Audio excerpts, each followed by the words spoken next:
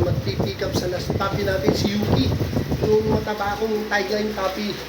So, may nakabili, 10,000 po, kasi kumpleto na po siyang deworm. Ang nakabili po ay yung ating magandang kaibigan na si Ma'am Gina na taga Marikina. So, si Yuki magiging Marikina girl na. Hintayin natin yung rider, mga kadogo. Goodbye, Yuki. Napakagandang tuta nito. Goodbye sa'yo, Yuki. Ito, Gina.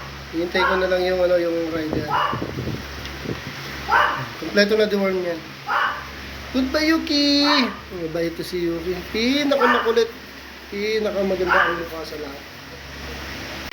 Yan. Huling laro namin ni Yuki. Siya ay magiging batang Marikina na. Sobrang mamimiss kita, Yuki. Sobrang mamimiss ko, Yuki ko.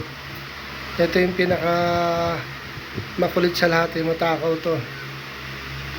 Yung kapatid niyang isa, hindi siya kaya eh. Masungit to eh. Mataray to eh. Nupakan niya isa eh. Kaya, mamimiss kita. Mamimiss kita.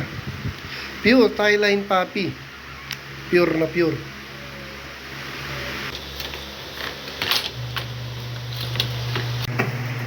Are oh.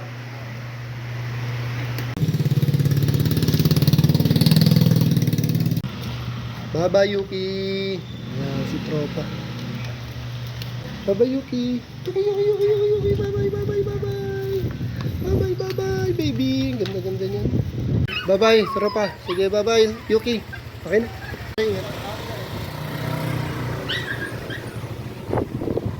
Bye-bye, Yuki. Hello, good morning mga kadol. Ngayon, kakakuha lang ng last female puppy natin. Nakakalungkot as a breeder kasi mag 2 months na siya. To be exact, 1 month and 3 weeks. Medyo lumaki talaga sa amin. Napamahal sa amin si Yuki. Isa yun sa pinakamalambing na puppy. Pero siga. Tali yung kapatid niya doon. Ano na pagkain na, gusto kumain nun. Nakakalungkot siya na masaya ako dahil maluk. Dahil napamahal sa amin lahat si Yuki. Paborito ng lahat yun kasi talagang sumasalubong yun. Masaya ako dahil napunta sa ating magandang kaibigan, si Ma'am Gina, na taga Marikina. Isa rin siyang certified breeder ng Husky and Cats. Kagaya ko, Husky and Cats din ang handle niya.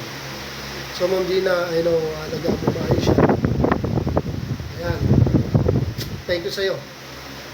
And God bless. At alagaan na lang maayos yung puppy mo, si Yuki. Thank you again and God bless.